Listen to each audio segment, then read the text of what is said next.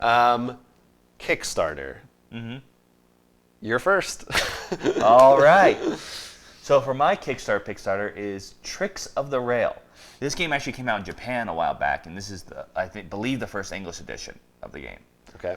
And I know we see a lot of train games because I remember even when you saw it, you're like, oh, it's a train. Mm-hmm. We talked about one last week or the week before. What I do like about this is it plays a little differently. It plays on tricks, and pretty much that's just like playing a card and trying to see who can get the best trick. Like the first person might play a yellow 8, then maybe the next person plays a yellow 10, and if you don't have a yellow, you just play any card. Whoever plays the highest number of that color wins, but currently there's the trick row.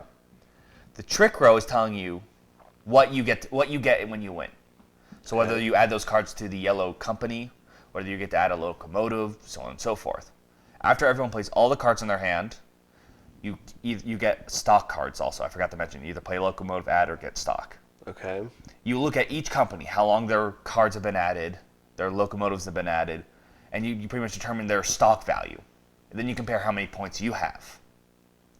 Okay. So really, it's not just you're not just trying to build your rail. What you're actually trying to do is build company rails and also try to win based on the stock. Is there an actual board or just cards? No, it's all cards. Okay.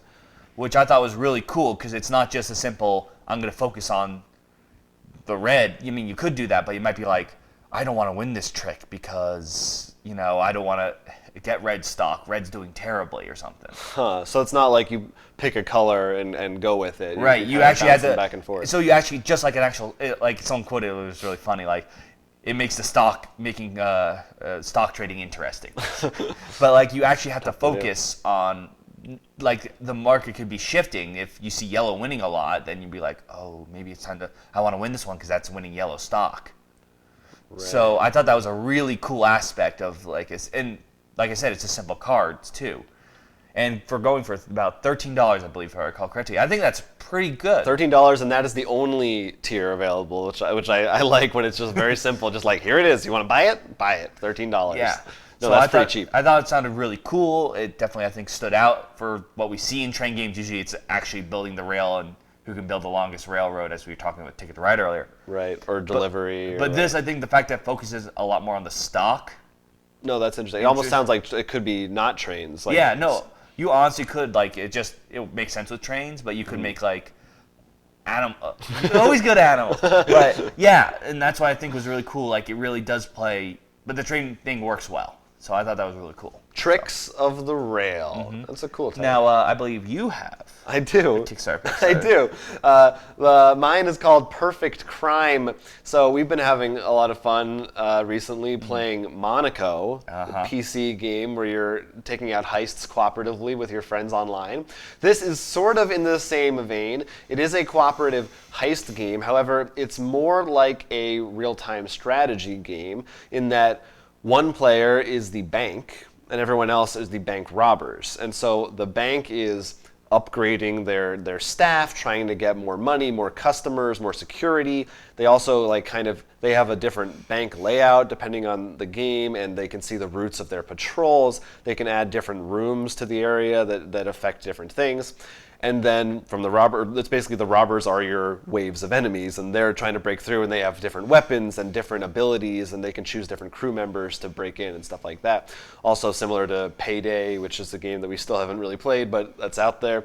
And the thing that I think is also really cool, besides just that concept, there's multiple different ways you can play, so you can do it fully cooperatively, where everybody's a robber working together, or there's some like semi-cooperative modes where someone could be on the robber side, and they're like secretly gonna blackmail everybody or narc on them or whatever, right, and work it around the other way.